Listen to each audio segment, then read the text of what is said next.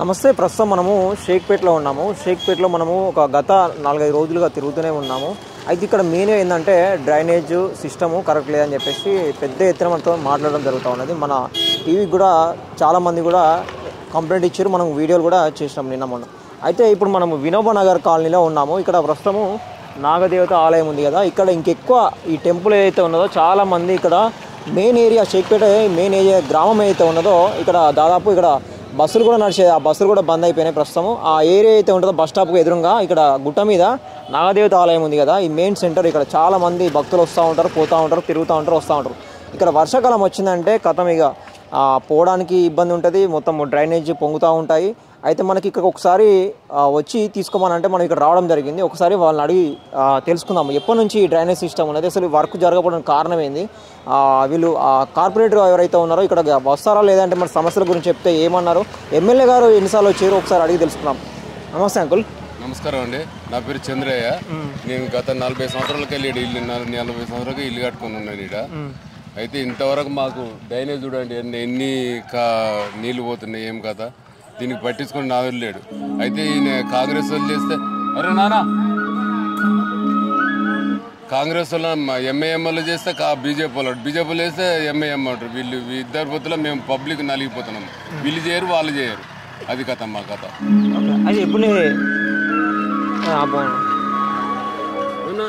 చెప్పారు ఎన్ని సంవత్సరాల నుంచి ఇప్పుడు ఈ సమస్య ఉన్నది? గత 10 సంవత్సరాలకి వెళ్ళి ఉందండి. 10 సంవత్సరాలకి వెళ్ళి ఉంది. అది కథ. మా ఎమ్మెల్యే మొన్న చనిపోయిండు. అంతకుముందు కూడా చేస్తా అన్నాడు, ఆయన పట్టించుకోలే. మరి ఇప్పుడు ఎవరు చేస్తారు? ఇప్పుడు మా మొన్న బీజేపీలు కాంగ్రెస్ వాళ్ళు చేస్తా అన్నారు. ఇవాళ రాలే, రేపు ఇప్పుడు అడిగితే కూడా రేపు వర్షం వస్తుంది అంకుల్, వర్షం తర్వాత స్టార్ట్ చేస్తామని అంటారు. అది కథ. అది డబ్బులే శాంక్షన్ అయ్యే అంకుల్ అని అంటారు. మరి ఎంతవరకు నిజం? ఎన్ని రోజులు అవుతుంది? శాంక్షన్ అయింది 10 ఏళ్ళు అయింది, దగ్గర 5-6 ఏళ్ళు అయింది శాంక్షన్ అయింది. గోపీనాథ్ ఉన్నప్పుడే శాంక్షన్ అయింది అన్నారు. బిల్డర్స్ ఎవరు వస్తలేరు అన్నాడు ఆయన. రేపే ఎలక్షన్ నోటీసులు వస్తున్నాను, అన్ని బోర్డులు వాచిపోయిండు ఆయన.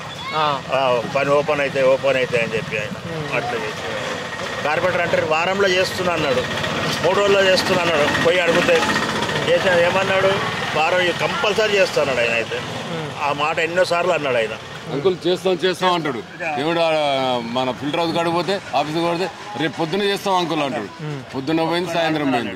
ఆయన ఒక్కనాడు కూడా రాడు. వచ్చినా కూడా ఎక్కడెక్కడ చేస్తే మాట మీద నిలవడం, మాట మీద చేయడం పనులు. మాట అన్నప్పుడు 10 సార్లు అన్నాడు ఆ మాట, కానీ ఆ ఒక్కనాడుగా పని చేయలేడు. నేను కంపల్సరీ రేపు పంపిస్తున్నా అన్నాడు. వాటర్ ప్లేటర్ కాడికి పోతే ఆయన అంటాడు అంతే, కానీ మళ్ళీ ఇక్కడ రానేరాడు. అది ఇప్పుడు ఏదైతే వినోబ నగర్ కాలనీ ఉందో దాదాపు ఎంతమంది ఫ్యామిలీస్ ఉంటాయి ఇక్కడ? 400 మంది ఉంటాయి. 400 హౌజులు ఉంటాయి. అట్లా 400 హౌజులు ఉంటాయి. అయితే కార్పొరేటర్ గారికి వినిపించుకున్నా కూడా వచ్చి విజిట్ చేసింది లేదా? లేదు, ఏం లేదండి, ఏం లేదు. ఎందుకంటే వాళ్ళు వచ్చినప్పుడు రేపే పంపిస్తున్నా అంటాడు ఆయన. రేపు కంపల్సరీ రేపు నేను చేసి ఇస్తున్నా, ప్రామిస్ టైం ఇస్తున్నా మీకు అంటాడు అన్నాడు. కానీ ఇంతవరకు రాలేదు. ఆ మాట నిలబెట్టుకోలేడు ఆయన ఒకటి. ఎట్లా డ్రైనేజ్ అంటే దీంట్లోనే సిస్టమ్ ఎట్లా ఉంటుంది? మున్సిపల్ వాటర్ కూడా దీంట్లోకి వెళ్ళి వస్తాయా? మున్సిపల్ వాటర్ మిక్స్ అవుతుంటాయి. మిక్స్ అయితే ఈడైతే పొద్దున పూట మొత్తం మురికిలో వస్తాయి. ఇక్కడ చూద్దరండి, ఇక్కడ అనిపిస్తుంది. మీరు లైవ్ తీసుకోండి, తప్పేం లేదు. లైవ్ తీసుకోండి, తప్పేం లేదు. ఇంకా జరగాలి. నిన్న తీసిపోయినాక ఒక దినం బాగా పడితే అయిపోయి అదే రోజు అప్పుడే ఇలా తీసిపోయినాక తెల్లారి మళ్ళీ ఆడుతుంటే దుర్గామాతని పెట్టిరండి. దుర్గామాత అమ్మవారు ఇప్పుడు ఇంట్లోకి వెళ్ళి ఇక్కడ సాములు ఉంటారు. ఎట్లా రావాలంటే తెచ్చుకుంటా రావాలి చెప్పండి. ఇక్కడ పూజారి మొన్న గణపతిని పెట్టారు. అట్లే ఎట్లా ఆర్డర్ చేశాను, ఇంతవరకు రాలేదు. ఇంతవరకు చేసిపోయిన అంతకుముందు కూడా చేసుకునేది రాలేదు. ఎవరు వస్తలేరు, చేస్తారు అక్కడ మాట చేస్తారు, వెళ్ళిపోతారు. అంతేనండి. అయితే ఇప్పుడు ఏదైతే గణపతి ఉత్సవాలప్పుడు కూడా చాలామంది కూడా భక్తులు వస్తూ ఉంటారు కదా, వర్షాకాలం కూడా స్టార్ట్ అయింది కాబట్టి ఇప్పుడు నడుస్తూనే ఉన్నాయి, రోజు వర్షం పడుతూనే ఉన్నాయి. ఆ వర్షం పడేప్పుడు ఎట్లా ఉంటుంది పరిస్థితి? బాబు అక్కడ తీసుకో. వర్షం పడేప్పుడు అండి నీళ్ళు ఎట్లా ఎంత కట్ అయింది చూడండి. పైకి వెళ్ళి ఎట్లా కట్ అయింది చూడండి. పైకి ఎట్లా కట్ అయింది చూడండి. వర్షం పోయి అక్కడ చూడండి గొయ్యలు, గొంతులు. ముసలోళ్ళు ఎట్లా పోతారు? ముసలోళ్ళు బండ్ల మీద నేనే 3 సార్లు పడ్డా, 3-4 సార్లు పడ్డా. ఎవరు పట్టించుకుంటూ లేరండి మా ఏరియాలో. ఇది ఏంది చూస్తానేమో అన్ని డెవలప్డ్ ఏరియా లాగా కనిపిస్తుంది. మెయిన్ ఏరియా మళ్ళీ షేక్పేట ఏంటంటే మీది జూబ్లీ హిల్స్, జూబిలీస్ లెక్క ఉంది మీది కూడా డబ్బులు ఇంట్లో అని అంటారు, కానీ లోపల మాత్రం అన్ని బస్సులు ఒక్క బస్సు లేదు. ఎక్కడో దిగి నడుచుకుంటూ రావాలి. నాసుంటాడు అయితే నడుచుకుంటూ బండి ఉంటుంది. మరి ముసలి ఎట్లా వస్తారండి?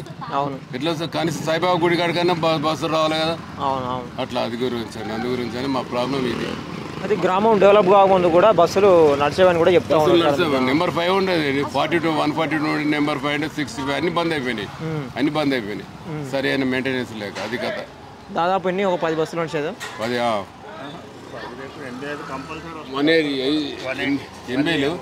80 నంబర్ 80. ఎందుకు మరి బస్సులు 10 బస్సులు అంటే కనీసం 2 1 రావాల్సింది కదా? ఏం లేవండి, ఆ బస్సులు 2 1 కూడా లేదు, ఒక్క బస్సు కూడా లేదు. అన్ని పోయినా షేక్పెండ్ అలా కడుకోవాలి, చెక్పేట చౌరస్తా కాడికి పోవాలి, మెయిన్ రోడ్ కడుకోవాలి. అదే శివాజీ రామలవారి గుడి కాడికి పోవాలి. అక్కడ నార్సింగ్కి వస్తాయి కానీ రామలవారి గుడి కాడికి పోవాలి.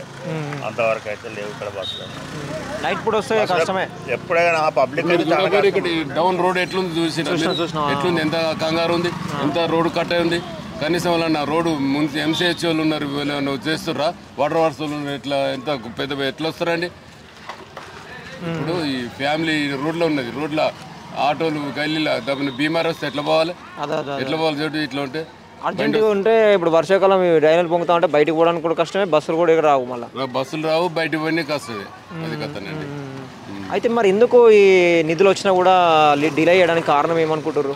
ఇప్పుడు కాంగ్రెస్ వాళ్ళు చేస్తారని బీఆర్ఎస్ వాళ్ళు చేస్తారని బీజేపీ చేస్తారని కాంగ్రెస్ వాళ్ళు, ఇట్లా వీళ్ళ వల్ల ఇప్పుడేమో నిధులేమో బీఆర్ఎస్ ప్రభుత్వం ఇచ్చింది కదా, బీఆర్ఎస్ ప్రభుత్వం ఉన్నప్పుడు రిలీజ్ అయినాయా?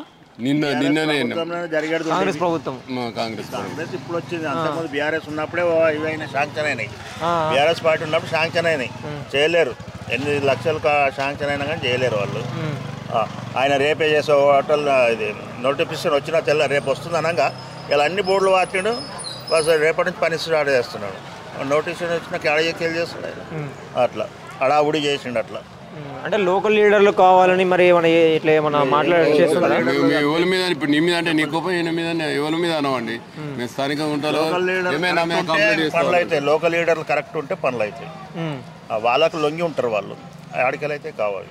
అంటే కాంగ్రెస్ పార్టీ కూడా అధికారంలో ఉంది కదా, ఇప్పుడు కాంగ్రెస్ పార్టీలో ఉన్న వాళ్ళు పనులు అయిపోయారని చూస్తారు కదా ఎవరైనా కూడా. చూపెట్టాలి మరి, కానీ ఎవరు పని చెప్పి. రేషన్ కార్డు కావాలంటే 5,000 అడుగుతున్నాండి. 5,000 రేషన్ కార్డు కావాలంటే 5,000 అడుగుతా. 5,000 అయితే నీకు ఇస్తాం అంకుల్ అంటుంది. నాకు ఏకన్నా మంచిదమ్మా, నాకు నువ్వు ఇచ్చిన 5,000 ఇచ్చినా నాకు రాదు. ఎందుకు రాదు? నేను గవర్నమెంట్ రిటైర్డ్ ఎంప్లాయీ, నాకు వస్తుందా? ఇయర్ నా కొడుకులో కూడా రాదు. మా కొడుకులు 2 పోలీసు వాళ్ళు, ఒకళ్ళు డైరెక్ట్ షాపులు, ఎవరికి మాకు రాదు. కానీ ఇట్లా ఈ సంగ 5,000 అడుగుతుండ్రండి. రేషన్ కార్డు ఒక కార్డుకు 5,000 అడుగుతారు.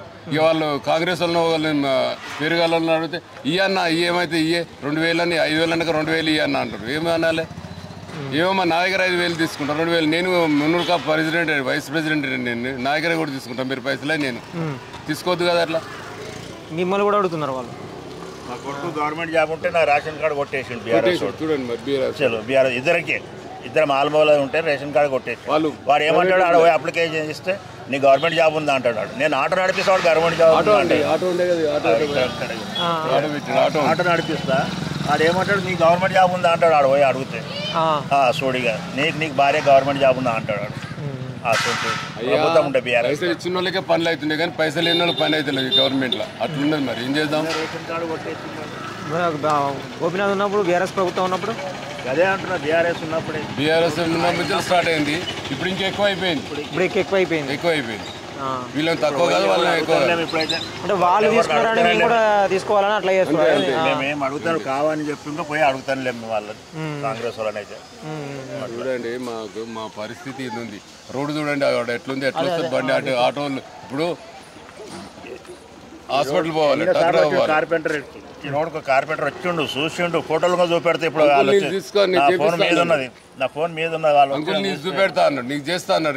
రేపు సాయంత్రం పడితే అంకుల్ అంటాడు కార్పెంటర్. ఇవాళ వరకు పత్తలేడు. మేము పోయినాం అనుకో ఆఫీస్ ఇటు ముఖం పడుకొని పోతాడు. ఏం చేస్తాం కార్పొరేటర్ కాకుండా వాళ్ళు ఎంఐఎం వాళ్ళు. మా అంతా హిందువులో అని కాదు, అందరూ మాకు హిందూ ముస్లిం మాకు ఒక్కటే, మాకు హిందూ ముస్లిం అని ఏం లేదు. అసలు అది మరి ఇప్పుడు బై ఎలక్షన్ ఉంది కదా, మున్సిపల్ ఎలక్షన్ కూడా ఉన్నాయి. మరి అంటే ఏం ఆలోచిస్తున్నారు మరి మీరు? క్యాండిడేట్ పెట్టేస్తాం. ఇంకోటి ఏంటంటే మాకు ఎవరైతే ఏ క్యాండిడేట్ మంచి పని చేస్తాడో ఇప్పుడు చూద్దాం 2-3 రోజులు ఇది పడతాను, పడకుంటే దాని సంగతి తర్వాత పరిష్కారం అవుతుంది. ఇది ఏంది దీని పని ఏంది, రేషన్ కార్డు 5,000 నాకంటే నేనంటే ఇస్తాను, నాకు పింఛన్ వాళ్ళు కాబట్టి నేను ఇస్తాను. మరి గరీబోళ్ళు ఎంచెలు తెచ్చిస్తారు, గరీబోళ్ళు ఎంచెలు తెచ్చిస్తారండి.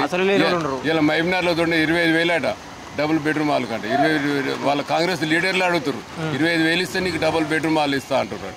మరి మాకు అదే పరిస్థితి, మాకు 5,000కు నాకు కార్డు ఇస్తా అంటున్నారు. నేను 5,000 నీకెందుకు ఇవ్వాలి, నేను కార్డు నాకు లేకుండా మంచిదే. గరీబోడు నా తిన్న గరీబోళ్ళని తింటారు. నాకు అంతమంది పింఛన్ ఇస్తుందండి గవర్నమెంట్. గరీబోళ్ళు కూలినాలు చేసుకుంటున్నాను తింటారు, వాళ్ళకన్నా చక్కగా ఇవ్వండి. ఇవ్వాలా వద్దా? ఇవ్వాలా అది కదనండి మా పరిష్కారాలు అవి. డబుల్ బెడ్రూమ్ కూడా సేమ్ అదే పరిస్థితి, అంతే పరిస్థితి. మాకు రాలే, మా పాపకు కూడా రాలే. మా పాప కూడా గరీబోళ్ళు కూలినాలు అంటే ప్రైవేట్ ఎంప్లాయీస్, వాళ్ళకు కూడా రాలే. ఇప్పుడు రేవంత్ రెడ్డి వచ్చినాక ఎట్లున్నది, కేసీఆర్ అప్పుడు ఎట్లా తేడా ఉన్నది? ఇగో కేసీఆర్ ఇక అనొద్దులేండి, విమర్శించొద్దులేండి. ఇప్పుడు కేసీఆర్ చేసిందే ఒక అందుకు నయం ఉండే, వీడు ఇంకా వేస్ట్, అసలే వేస్ట్. ఇప్పుడు గవర్నమెంట్ నాకు ఎంత, నెలకు 10,000 రూపాయలు పింఛన్ లాస్ అండి. నాకు నెలకు 10,000 రూపాయలు, 5 డిఏలు, పిఆర్సీ లేదు. ఎందుకు? వాడు చేసిన దానికి నేనెందుకు ఇవ్వాలని అంటాడు. కేసీఆర్ పెండింగ్ పెట్టిండు, ఈయన అంతే పెండింగ్ పెట్టిండు. ఈయన ఇచ్చిండా, ఈయన సుధపోతా, ఈయనకు అంతే కదా, అంతేనా కదా? మరి దానికి మనం చెప్పడెందుకు? అది ఇప్పుడు పెన్షన్లు ఏదైతే ఉన్నదో, కొత్త పెన్షన్లు అప్లై చేసిన వాళ్ళకి కొన్ని రావట్లే అంటారు, అవి కూడా ఏమన్నా పెండింగ్? ఇక్కడ మా ఏరియాకి ఎవరికి రాలే. మీకు వస్తుందా పెన్షన్? అసలు రేషన్ కార్డు కొట్టేసాడు. ఆయన ఆటో నడిపించడమే గవర్నమెంట్ జాబ్ అని పెట్టాడు. ఏం చూస్తారు? నాకు ఎడ్యుకేషన్ లేదు, వాడు గవర్నమెంట్ జాబ్ అంటాడు, ఏం చెప్తారు? వాళ్ళ కొడుకు ఎడ్యుకేషన్ జాబ్. ఇప్పటి నుంచి నడిపిస్తారు ఆటో మీరు? 95, 97 నుంచి. ఇప్పుడు బంద్ అయిందా? పోతా అట్లనే ఆటో నడుస్తుందా? ఏమన్నా అంత ఏం లేదు, అంతగా ఎప్పుడో ఎవరికి ఎవరు నడిచినప్పుడు నడుస్తుంది, లేకుండా లేదు. తమ్ముళ్ళు మిమ్మల్ని ఎవరు పెట్టమన్నారు? ఫ్రీ కరెంట్, ఫ్రీ ఎవరు పెట్టిన, బస్ ఛార్జీలు ఎవరు పెట్టిన, మీ ఆటో వాళ్ళకి దెబ్బ కాదు. ఎవరు పెట్టమన్నారండి? ఎవరు పెట్టమన్నారు? వాళ్ళు ఎవడు మా వరంగల్కి వెళ్ళి వస్తున్నారు అండి, గదులు అమ్ముకుంటారు. ఎక్కడికి వచ్చి పొద్దుగాల ఆడ ఎక్కుతారు, ఇటు దిగుతారు. తెల్లటికి ఏందమ్మా మీ పలానూరు నేలపొల కదంటే, అవును సార్, అవును పటేలా అంటారు. వీడికి వచ్చి అక్కడికి వెళ్ళారు, ఏం చేయాలి? మాకు ఫ్రీ బస్సు, ఆడ ఎక్కుతున్నాం, ఈడ ఎక్కుతున్నాం, ఆడ రాత్రి ఎక్కుతున్నాం, తెల్లటికి ఇటు దిగుతున్నాం. అట్టున్నది పరిస్థితి. ఫ్రీ బస్సు పెట్టిన ఆమె జగిత్యాల నుంచి బిడ్డకి పాలు హైదరాబాద్ ఇచ్చి పోతుంది. చూడు మరి, జగిత్యాల నుంచి వచ్చి హైదరాబాద్ లో బిడ్డకి పాలు బర్రెకు పాలు కిరాయి పెట్టుకుని అయితే వచ్చి తెచ్చిస్తుంటివా? కిరాయి పెట్టుకుని తెచ్చి ఒకటి పుణ్యానికి ఉన్నందుకు నువ్వు తెచ్చి బిడ్డకి కూడా పాలు ఇచ్చిపోతున్నావు. జగిత్యాల నుంచి, జగిత్యాల ఏడున్నది 130 కిలోమీటర్ అవుతుంది దగ్గర దగ్గర. మా ఫ్యామిలీ అండి, మనకు నేను ఇక్కడ మా చిన్నపిల్లలు మా ఫ్రీ పెట్టడం సగం టికెట్ పెట్టాడు, ఒక లెవెల్లో పెట్టాలండి, దానికి ఒకటి పెట్టాలి. అది దానికి ఏం లేదు. వేరే లాస్ కావచ్చు, నువ్వు కుకానికి ఇచ్చినావు, వాళ్ళు పని చేయడానికి మరిగినరు, తిరగడానికి మరిగిర్రు. ఇంట్లో ఉన్న ఆడవాళ్ళు షాపింగ్ చేయడానికి పోతారు. ఇప్పుడు ఇంట్లో ఉంటే ఏం చేస్తాం, నడవరే అంటారు అట్లా.